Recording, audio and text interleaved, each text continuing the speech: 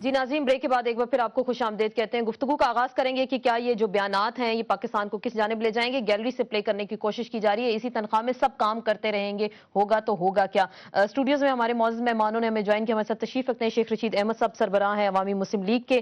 آپ سے تشریف رکھتے ہیں رؤف کلاسا صاحب، ایڈیٹر رپورٹنگ ہے ایکسپریس ٹریبیون کے سینئر صحافی، سینئر تجزیہ کار. آپ کو ویلکم کہتے ہیں. شیخ صاحب، آپ کو کیا لگ رہا ہے؟ ذوالفقار مرزا کا بڑا دھواں سٹیٹمنٹ. شہباز شریف کہہ رہے ہیں کہ ہم 22 تاریخ کے بعد ان کو خدا حافظ کہنے کے بارے میں سوچیں گے، ہوگا تو ہوگا کیا؟ یہ تو طے ہے کافی مہینوں سے کہ یہ پیپلز پارٹی کو فارغ کریں گے، لیکن پیپلز پارٹی ان سے الجھے گی نہیں. ایسے یہ مفاہمت کی سیاست مفاہمت کی سیاست ہے. یہ 1-1.5 مہینے پہلے طے ہے کہ پیپلز پارٹی کے وزراء کو یہ نکالیں گے، اور پیپلز پارٹی ان کے خلاف پنجاب میں کوئی ریوولٹ نہیں کرے گی، اسی تنخواہ پہ کام کرے گی. 3 سال انہوں نے فرینڈلی گزار لیے، اب تھوڑا تھوڑا ٹیلر چلائیں گے.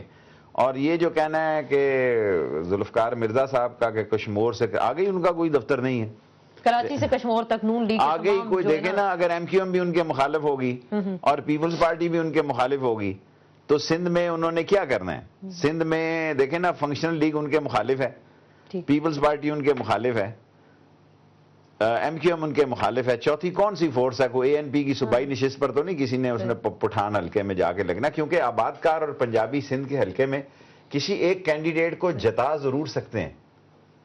اگر آپ حلقوں میں دیکھیں تو وہاں 8-9 حلقے ایسے ہیں جہاں آباد کار کا ووٹ جو ہے وہ بڑا امپورٹنٹ ووٹ ہے. لیکن اگر کلیش بیٹوین 2 میجر گروپس ہو، اگر 2 میجر گروپ بھی متفق ہیں اور اس میں کوئی تیسرا گروپ نہیں نکل رہا، تو باقی جہاں تک ذوالفقار مرزا صاحب کا ہے وہ فائر بریگیڈ کو چلائے رکھتے ہیں، اور یہی حال رانا سلانا صاحب کا ہے، ایک پنجاب میں وہ ہیں ایک ادھر وہ ہیں. سو یہ ہمیں کام ایسے ہی چلتا رہے گا بیانات سے. میرا خیال ہے ہمیں یہ مزاج بنا لینا چاہیے کہ یہ سوچتے بعد میں کہتے پہلے ہیں. لیکن وار پنجاب سے ہوتا ہے، کوئی بات آتی ہے، کوئی وار نہیں ہو رہا پنجاب سے، کوئی وار پنجاب سے نہیں ہو رہا. غلط بات ہے. دیکھیں جو نواز شریف صاحب نے یہ 10 نکاتی ایجنڈا دیا ہے، میں یہ سمجھتا ہوں کہ اس کو تسلیم کرنے میں کوئی حرج نہیں ہے. ایک پوائنٹ بھی ایسا نہیں ہے جس سے، ایک سوائے این آر او کا ایک پوائنٹ ہے. 90% دیکھیں، اگر یہ کہتے ہیں کہ پیٹرولیم کی قیمتیں جو ہیں یہ دونوں مل کے طے کریں، ٹھیک ہے طے کریں. اگر یہ کہتے ہیں کہ کرپشن میں حکومتی کو فارغ کیا جائے، یہ جتنے فارغ کیے ہیں یہ کو کرپشن میں کیے ہیں. دیکھیں جن پہ کرپشن تھا وہ تو یہ فیصلہ نہیں ہو سکا. قرضوں کی معافی، کون چاہتا ہے کہ قرضوں کی معافی واپس نہ ہو؟ ضرورت کی چیزیں جو ہیں، میں تیزی سے پڑھ دوں، استعمال کی اشیاء کی قیمتوں کا تعین ہو، بالکل ٹھیک ہے جی ہو. آگے الیکشن کمیشن کی تنظیمیں نو کر لیں. یہ نہیں کہا کہ الیکشن کمشنر نیا لگاؤ، تنظیمیں نو جس قسم کی کو وہ کمپیوٹرائز اور کر دیں گے. سرکاری اخراجات میں کمی ہو، ضرور کمی ہو. مختلف ادارے، اسٹیل مل، ریلوے شیلوے، ان کے ٹھیک بندے لگائیں، بالکل ٹھیک بندے لگائیں، بالکل. اور ہائی اسکینڈل سستی کیوں دکھائی جا رہی ہے نا اس طرح؟ میں سمجھتا نہیں ہوں کہ اگر یہ کیا ایسے ہی دیکھیں. 45 دن لیے نواز شریف صاحب نے، 45 دن گورنمنٹ نے ان سے بات چیت کی. کسی لڑائی میں جانے کے لیے بھی 45 دن چاہیے. یہ اتنا آسان کام نہیں ہے کہ 2 پولیٹیکل فورسز اگلے دن چبرجی میں یا موچی دروازے میں آمنے سامنے کھڑی ہوں گی. یہ 10 نکات کے نکات کوئی بھی ایک نقطے کے علاوہ ایسا نہیں جسے من ہو پیپلز پارٹی کو کہیے کہ بھئی ہم اس کو تسلیم کرتے ہیں. اور وہ اگر انہوں نے باہر نکلنا ہے، اگر الیکشن کی تیاریاں ہیں، اگر لوگوں کو مزید بے وقوف بنانا ہے، ایشو اس سے زیادہ سیریس ہیں. لوگ پس گئے ہیں. دیکھیں لا قانونیت، ایک 19 نکاتی ایجنڈے دے دیے ہیں ملک وہ کیا نام، راجہ ریاض صاحب وہاں پہ پنجاب کے اندر. ایک کاف نے 9 رکنی دے دی ہیں. 9 صرف یہ ایجنڈے ہی دیں گے ملک، اور اس پہ ٹائم لگ جائے گا. کیوں کلاسا صاحب آپ کو لگ رہا ہے کیا اسی تمام تر تناظر میں اور یہی جو ایجنڈے اگر دے دیے گئے تو ٹائم جو 2 سال رہ گئے وہ بھی ایسے ہی گزر جائے گا؟ یہ حکومت کے لیے کوئی ٹف ٹائم آنے والا ہے؟ ٹف ٹائم یہاں سے کہاں سے آئے گا؟ اگر آپ یہ ٹانٹ ہم کرتے رہتے ہیں اور اس پہ باتیں بھی کرتے ہیں فیڈرل حکومت پہ کہ انہوں نے کوئی تیر نہیں مارے، جو کہ نہیں مارے، تو پنجاب میں کون سی دودھ کی نہریں آپ نے بہا دی؟ ابھی قومی اسمبلی میں فگرز آئے تھے، کوسچن آور میں یہ تھے، کیونکہ ہمارا میڈیا نہیں جا کے کور کرتا، کوسچن آور کو کرتا. سیریس جاب ہے نا، تھوڑی سی آپ کو محنت کرنی پڑتی ہے، تھوڑا سمجھنا پڑتا ہے، اور ہمارے صحافی دوست اس پہ محنت نہیں کرتے انکلوڈنگ می. تو ہم وہاں پہ جا کے بیٹھتے نہیں ہیں کہ وہاں سے گورننس کا پتہ چلتا ہے. اب لا اینڈ آرڈر کی سچویشن اٹھا کے دیکھ لیں. ایک کوسچن آیا کہ آپ یہ بتائیں کہ پچھلے 2 سالوں کا کرائم کا ڈیٹا مانگا گیا اور انٹیریئر منسٹری نے جو رپورٹ کیا، اور یہ وہ کیسز جو رپورٹڈ ہیں آپ کے پنجاب میں، جو وہاں پہ کیسز سب سے زیادہ ٹاپ پہ جو کرائم ریشو ہے، آپ کی کڈنیپنگ فار رینسم ہوئی ہے وہاں پہ سب سے زیادہ ہوئی ہے، اور ویلنس اگینسٹ وومن 11,000 کیسز پورے ملک میں رپورٹ ہے. اس میں 9,000 کیسز جو ہیں ویلنس اگینسٹ وومن کے، اس میں ہر قسم آپ کا ویلنس ہے وہ پنجاب میں ہو رہا ہے. अगर जो पंजाब में आके गुड गवर्नेंस करते हैं, जो आपसे कई दफा इस पे बात भी हो चुकी है, 60% है पाकिस्तान का।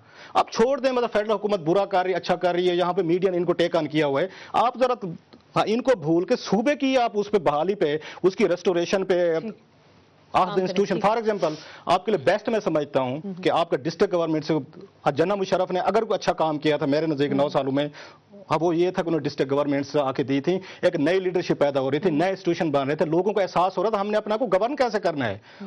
आपने पीपल्स पार्टी ने और पीएम नवाज ने सबसे बड़ा पॉलिटिकल क्राइम क्या किया, इन्होंने आते ही अपने डीसी वहां पे लगाए, आके एसपी लगाए और पूरे का पूरे आपने थाने कचहरी उठा के अपने एमपीए अपने एमएनए को दे दिए कि जिसने भी आज थाने कचहरी जाने पहले इन लोगों के जरिए वो जो नाज़िम सिस्टम था, आल तो ये हो सकता है बड़ी छोटी सी बात लग रही हो, लेकिन आपकी फ्यूचर की लीडरशिप कहां से आने, फिर तो इन्हीं के बेटे आएंगे, वही हमजा शरीफ आएगा, आपका कादिर गिलानी आएगा, वही मुंह नसलई आएगा और इन्हीं के आगे बिलावल साहब आएंगे, जरदारी साहब के आएंगे। इस हमें चक्कर से पॉलिटिकल एलीट नहीं निकलने दे रही। और मुझे हमेशा हंसी आती है जब भी पीएम नवाज की वहां से कुछ 10 पॉइंट एजेंडा भेज रही है, भाई आपके पास सबसे बड़ा सूबा है, आप छोड़े इसको, अपने सूबे को इंप्रूव कर लें तो पाकिस्तान में समझता हूँ बहुत सारा बेहतर हो जाएगा। आपके सोशो इकोनॉमिक आपको चेंज लाने वो बिल्कुल, और यहाँ पे फिर मजिस्ट्रेटिव सिस्टम ला के फिर हमें 65 साल जाके पीछे धकेला है। और महज इस वजह से कि जन्ना मुशर्रफ ने इंट्रोड्यूस कराया था, अगर उसमें प्रॉब्लम था, ये कहते हैं करप्शन थी, वहां कर सकते थे आप, अगर करप्शन थी तो यहाँ पे नहीं है, आपके फेडरल हुकूमत में करप्शन नहीं है, आपके प्रोविंशियल हुकूमत में नहीं है, आपके मिनिस्टर करप्ट नहीं है, अगर आप नाज़िम थे इनको इंप्रूव किया जा सकता था। एजेंडे देने से आप कह रहे हैं नहीं, इनका कोई एजेंडा नहीं, जस्ट यूजलेस एक्सरसाइज, टाइम बचेंगे आपके लिए मेरे लिए, इनके पास इसी पे हम भी गपशप करते रहेंगे और टॉक शोज भी करते हैं। राना सनाउल्लाह साहब ने हमें ज्वाइन किया, वजीर कानून है पंजाब गवर्नमेंट के, आपको वेलकम भी कहते हैं। राना साहब, आपने गुफ्तगू सुनी होगी सारी की सारी, और जो पीपल्स पार्टी और पीएमएलएन के दरमियान बयानात इस वक्त शुरू हो चुके हैं, तो ये आखिर 2-3 दिनों के बाद क्या सीन बनने जा रहा है खुसूसन पंजाब के अंदर? देखिए, अब जो जुल्फिकार मिर्जा साहब ने बात की है, वो अगर शेख रशीद साहब इजाजत दें तो उसका बयान, उसका जो जवाब है तो मैं अब इस तरह से दे सकता हूं कि जो जुल्फिकार मिर्जा साहब हैं वो आदी हैं इस किस्म के बयान देने के, और वो इस बात के भी आदी हैं कि वो कहते हैं कि जी मैं, कई दफा उन्होंने कहा कि मैं बदमाश हूं, लेकिन वो इस किस्म के बदमाश हैं कि जो एक सांस में बड़गल लगाता है और दूसरे सांस में जो है वो पांव पड़ जाता है। ये 2 महीने पहले उन्होंने ये एमक्यूएम को भी इसी तरह से बड़ा ललकारा था, बड़ा धाड़ा था, और उसके बाद ये 2 दिन कबल पता चला कि जी वहां पे गए हुए थे 90 पे जाके जो है वो माथा टेक के आए हैं।